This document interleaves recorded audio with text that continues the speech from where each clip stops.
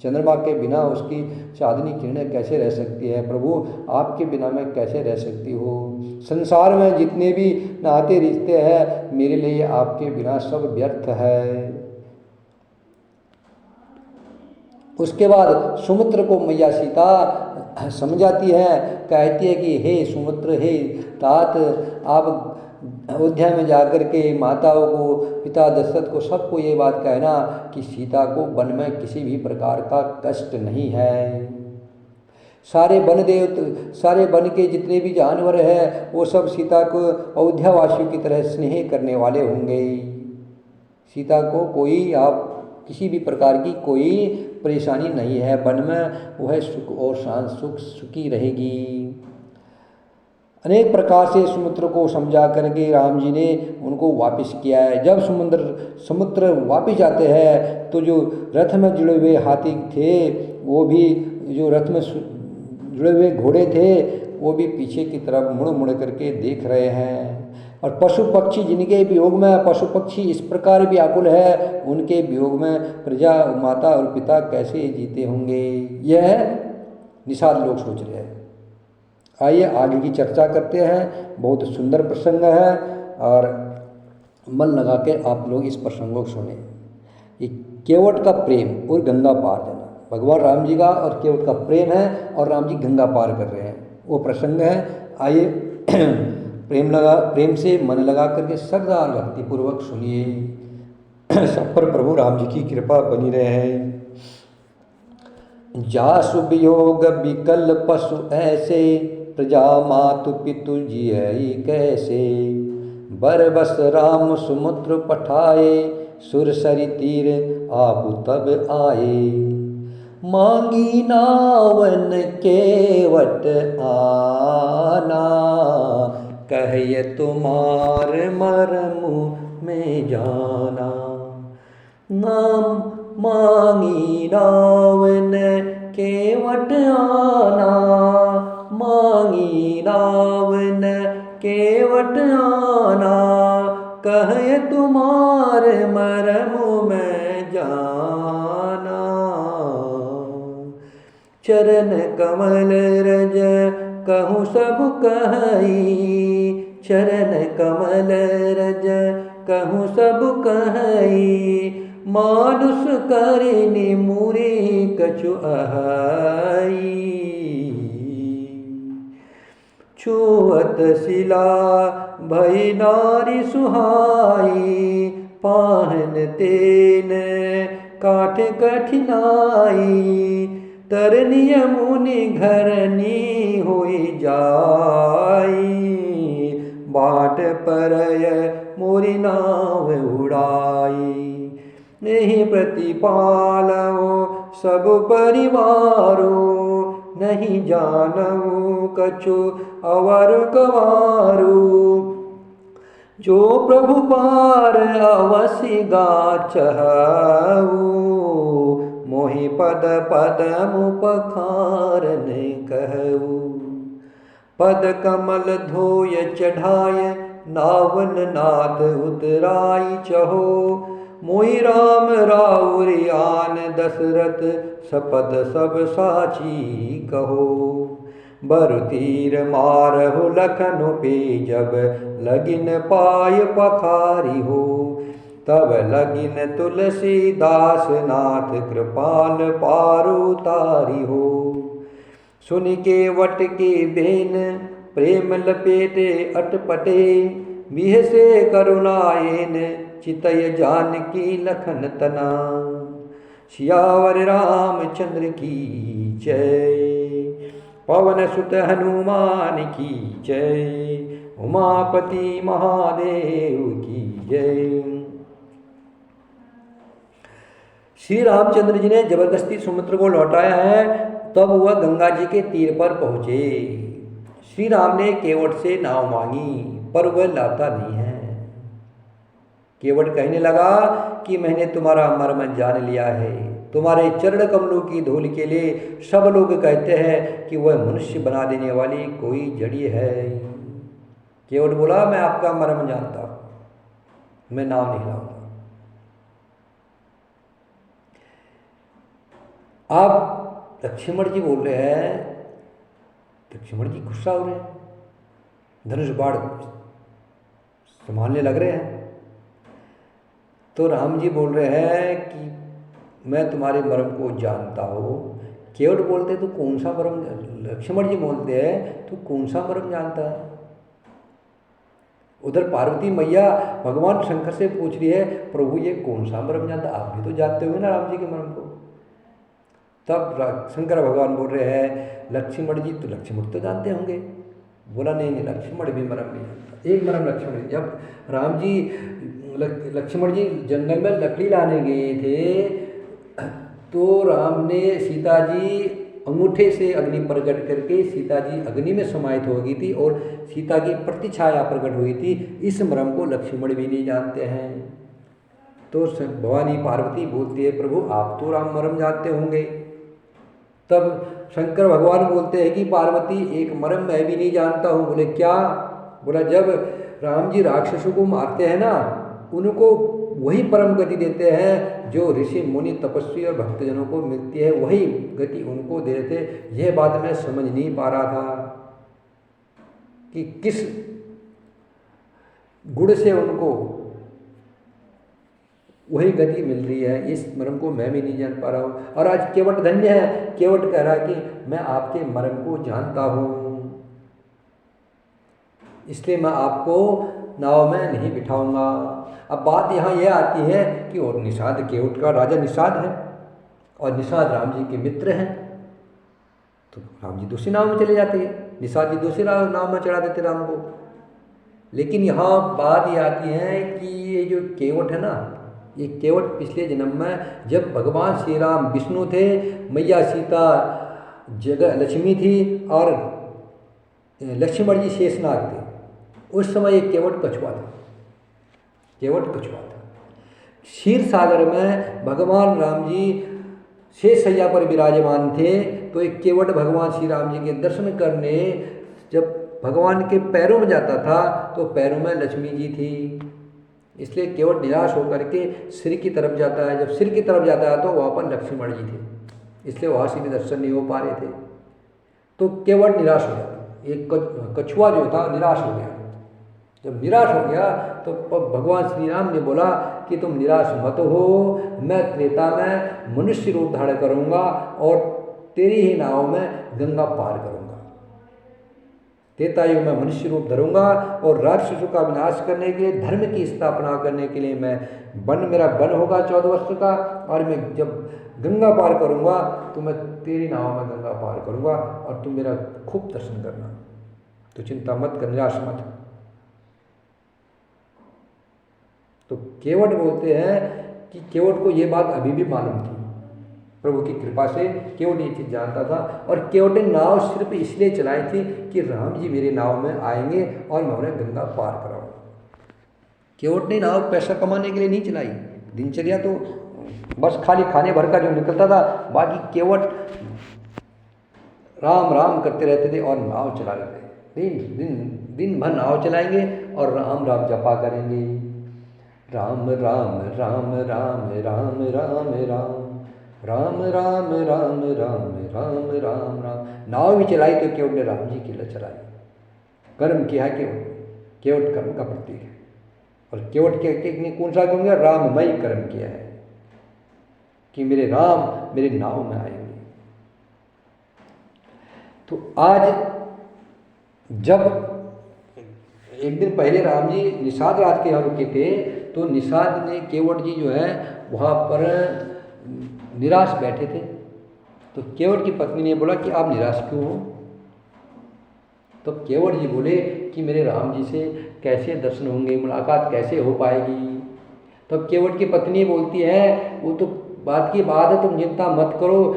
ज्ञानी पुरुष वो होता है जो पूरा बहता है ना, पूरा जाता है तो आधे को छोड़ देते हैं, आधे को ही दृढ़ करते हैं, वो ज्ञानी पुरुष होता है। इसलिए तुम राम जी जब मिलेंगे।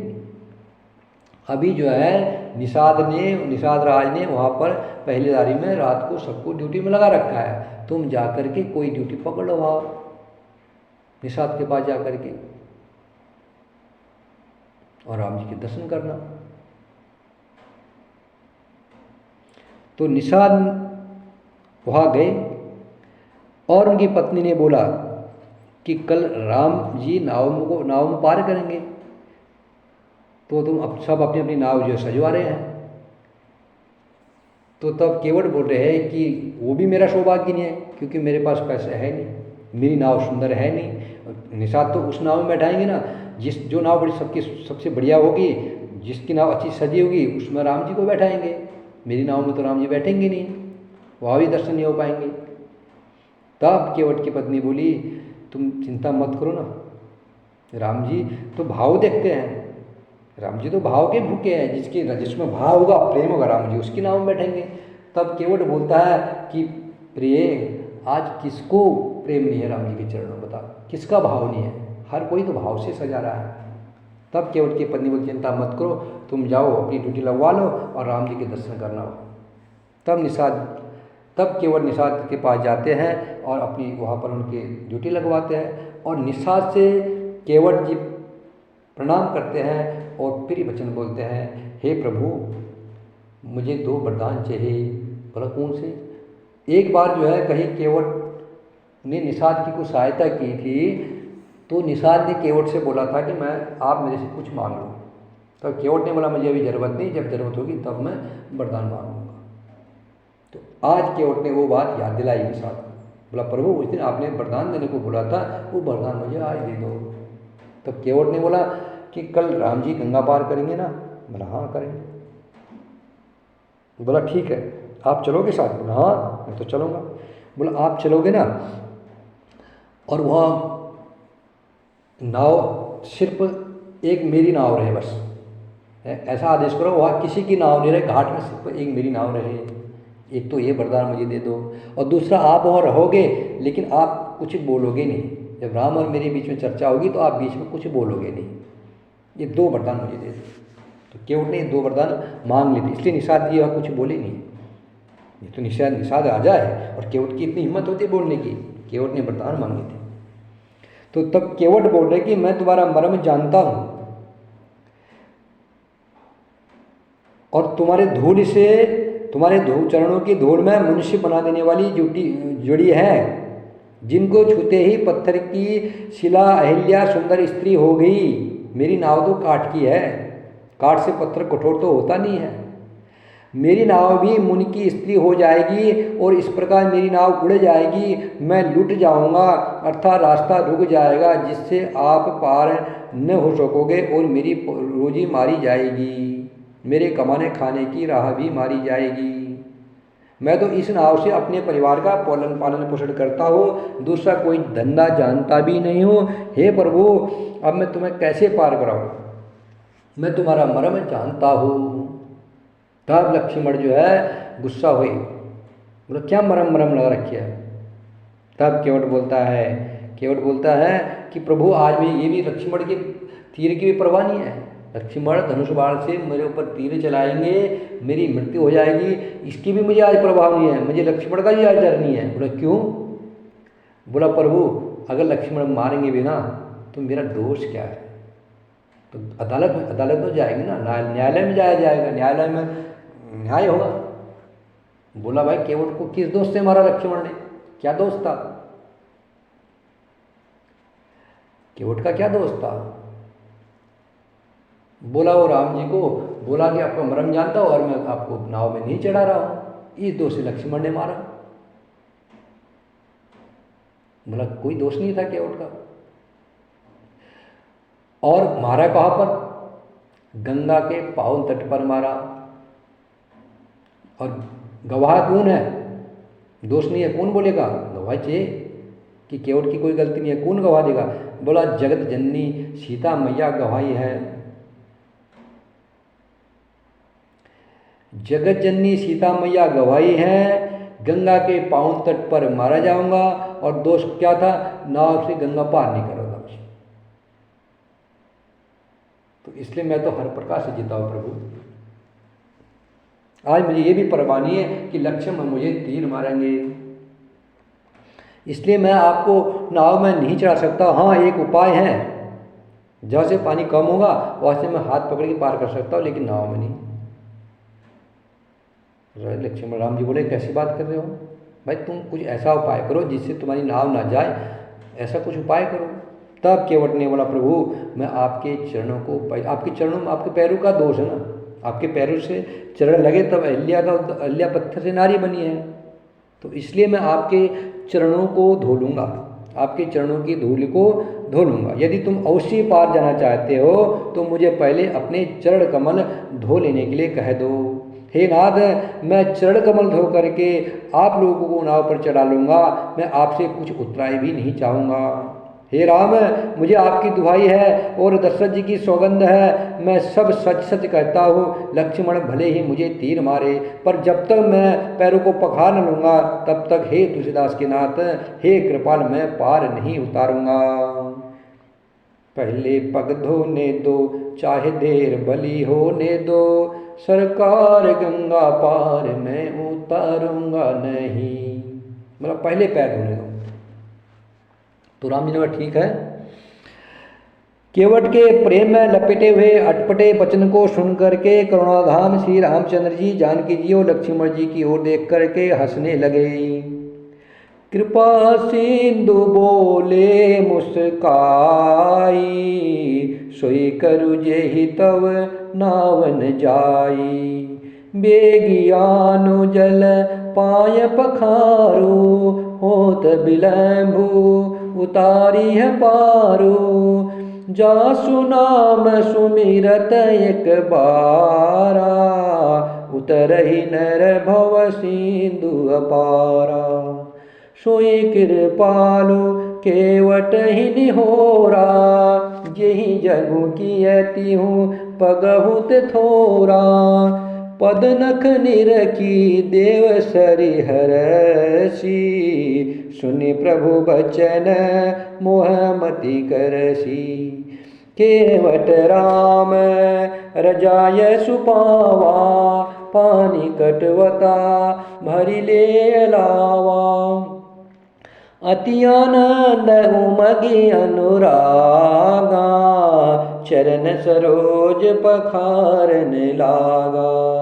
बरसी सुमन सुर सकल सिहाई, यही सम पुण्य पुंज को नाही। पद पखारी जलुपान करी आप सहित परिवार, पितर पार करी प्रभु ही पुनि मुदित गयौले पार। सियावर रामचंद्र की जय। कृपा के समुद्र श्री रामचंद्र जी ने केवट से मुस्कुराकर बोले, कृपा के समुद्र श्री रामचंद्र जी केवट से मुस्कुरा करके बोले, हे भाई तुम वही करो जिससे तेरी नाव न जाए। जल्दी पानी ला और पैर धो, देर हो रही है, पार उतारो। एक बार जिनका नाम स्मरण करने से, तो जब राम जी ने बोला केवट जितनी जल्दी हो सके तुम नाव से पार उतारो, जल्दी से पैर धो, जो करना करो और हमें गंगा पार कराओ। तो केवट भाग करके घर की तरफ जा रहा है। तो लक्ष्मण बोला आप तो कहाँ भाग रहा, पैर धो। बोला नहीं कुछ काम है हमारा, 2 मिनट रुको। केवट भाग करके जा करके कठोता लेके आता है। तो कई संत लोग बोलते हैं कि कठोता इसीलिए लाया था कि केवट ने सोचा मैं प्रभु के पैर धोऊंगा, जो चरणामित्र होगा तो मैं सब लोगों को बांटूंगा, तो कहीं कम ना पड़ जाए। पत्थर ये लकड़ी का ना, लकड़ी में गीला रहेगा, उसमें और पानी डाल दूंगा तो और चरणामित्र बन जाएगा। और कुछ संत कहते हैं कि केवट ने सोचा कि जब भी नाव में पानी भरता है तो मैं इसी कठोते से पानी निकालता हूँ, लेकिन आज जब मैं राम जी को पार कराऊंगा ना तो एक कठोता भी सोचेगा कि देखो केवट कितना स्वार्थी है। आज जब भगवान इसके द्वारे पार आए हैं तो ये मेरे को पूछ भी नहीं रहा, इसलिए भी केवट ने जो है कठोता लिया है। और केवट ने कठोते में पानी भरा है। एक बार जिनका नाम स्मरण करते ही मनुष्य अपार भवसागर के पार उतर जाते हैं, और जिन्होंने वामन अवतार में, जब भगवान ने वामन अवतार लिया था, जगत को 3 पैर से छोटा कर दिया था, 2 ही पग में त्रिलोक को नाप लिया था, वही कृपाल श्री रामचंद्र जी गंगा जी से पार उतरने के लिए केवट से नाव मांग रहे हैं। प्रभु के इन वचनों को सुनकर के गंगा जी की बुद्धि मोह से खींच गई थी। गंगा जी को भी मोह हो गया कि ये साक्षात भगवान होकर भी पार उतारने के लिए केवट से नाव मांग रहे हैं। परंतु समीप आने पर अपनी उत्पत्ति के स्थान पद्मनखों को देखते ही उन्हें पहचान कर देवनदी गंगा जी हर्षित हो गई। गंगा जी को मोह हो गया कि यही वही परमात्मा है जिनके नख से मैं उत्पन्न हुई हूँ, और जिन्होंने एक दो पैर पग में त्रिलोक नाप दिया था, वो परमात्मा केवट से नाव मांग रहे हैं। जब भगवान श्री राम जी नज़दीक में जाते हैं, केवट कठोते में पानी लेता है, प्रभु के पग धोने लगता है, तो मैया गंगा मैया समझ गई कि ये भगवान नर लीला कर रहे हैं। पद्मनखों को देखते ही गंगा मैया उन्हें पहचान करके हर्षित हो गई और समझ गई कि भगवान नर लीला कर रहे हैं। इसमें उनका मोह नष्ट हो गया, इससे उनका मोह नष्ट हो गया और इन चरणों का स्पर्श प्राप्त करके मैं धन्य होऊंगी, यह विचार करके वे हर्षित हो गई। केवट श्री रामचंद्र जी की आज्ञा पा करके कटोते में भर करके जल ले आया। अत्यंत आनंद और प्रेम में उमग कर केवट ने प्रभु श्री राम का एक पैर लिया है, पहले पैर को साफ कर रहा है, फिर दूसरे पैर को साफ कर रहा है। बहुत देर तक जब एक पैर में है ना, तो प्रभु हिलने लग गए। तो श्री राम जी केवट से बोल रहे, केवट भैया मैं गिर ना जाओ कहीं, जल्दी करो ना। तब केवट बोला, प्रभु आपकी धूली में तो कमाल है ना, मैं इसलिए आपकी धूल को पहले अच्छे से साफ कर लेता हूँ, फिर धोऊंगा, जो कि इसके कड़ न रह पाए। राम जी बोले, जल्दी करो भैया, तो मैं गिर रहा हूँ ना, मैं गिरा जा रहा हूँ, एक पैर में खड़ा करके रख दिया तूने। तब केवट क्या बोला, कितना धन्य है केवट। भगवान शंकर पार्वती से बोल रहे हैं, हे पार्वती धन्य है केवट। केवट क्या बोल रहा है श्री राम जी को, आज केवट राम जी से बोल रहा है कि प्रभु आप गिर रहे हो ना, तो आप मेरे सिर को पकड़ लो, मेरे सिर में हाथ रख लो ना, फिर आप नहीं गिरोगे। धन्य है केवट। राम जी के पैरों को धोने सिर्फ दो लोगों ने धोया है,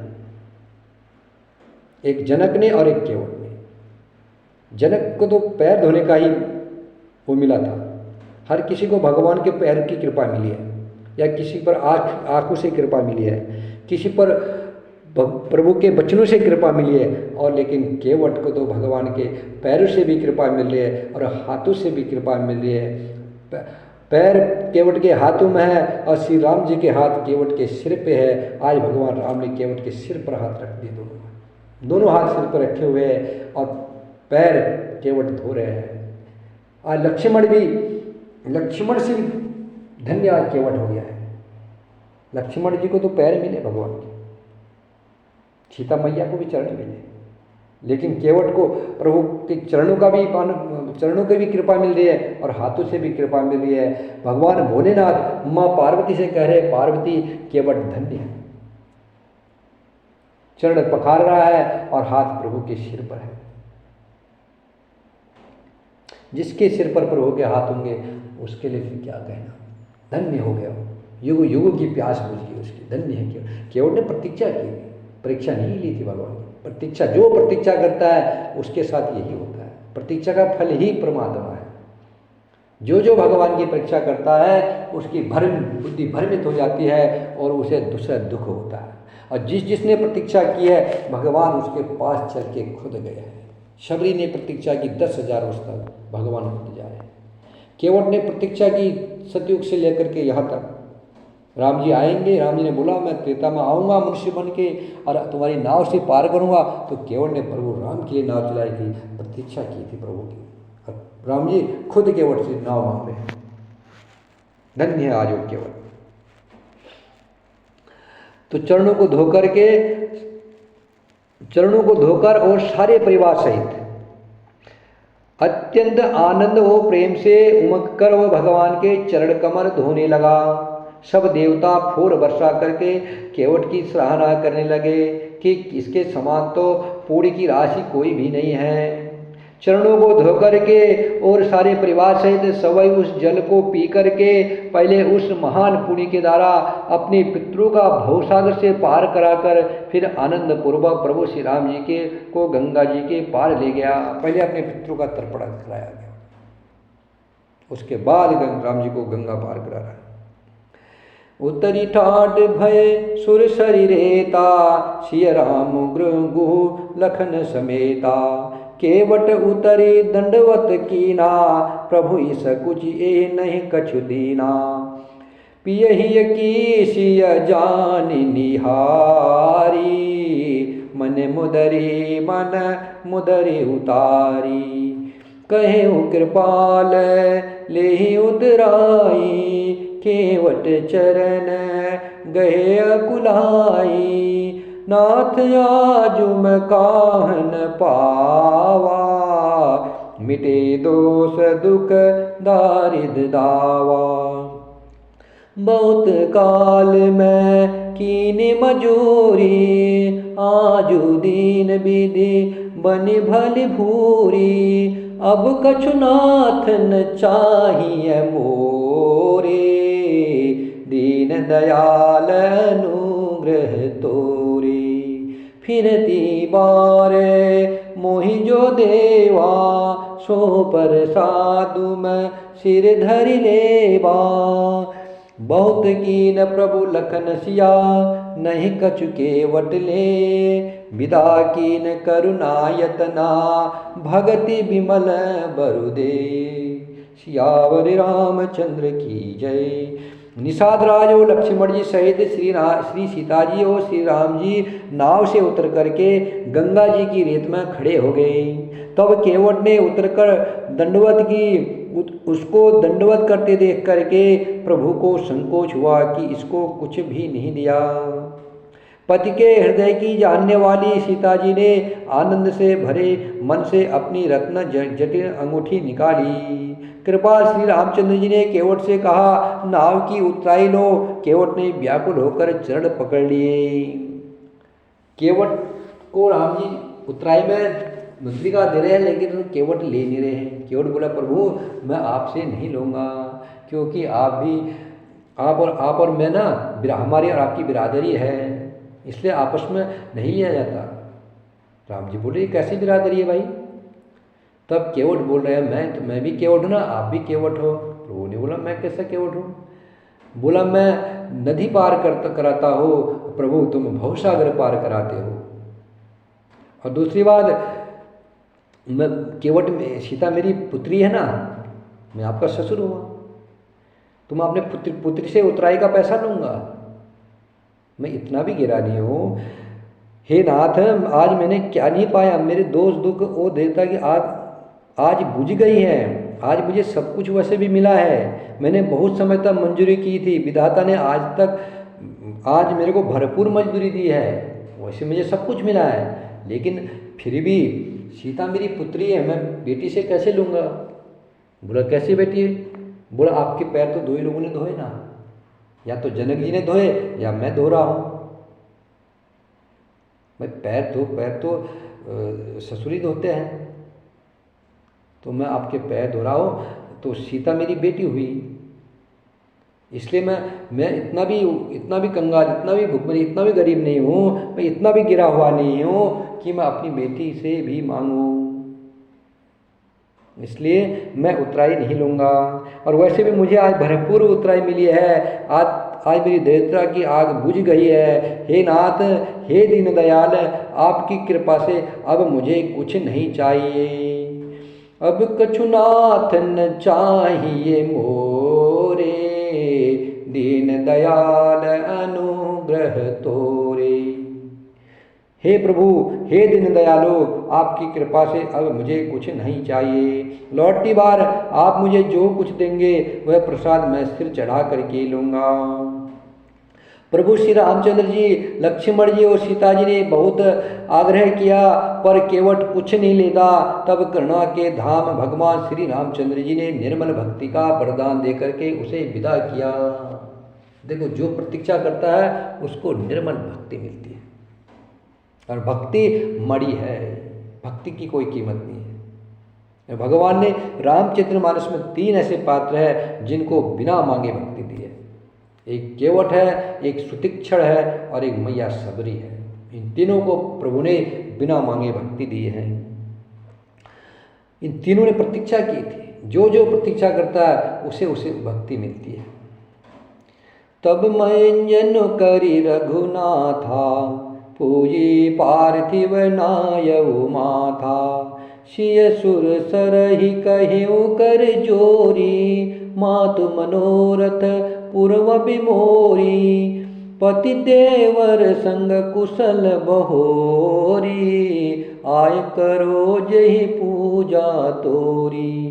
सुन सिय विनय प्रेम रस सानी, भई तब बिमल बारी बरबानी।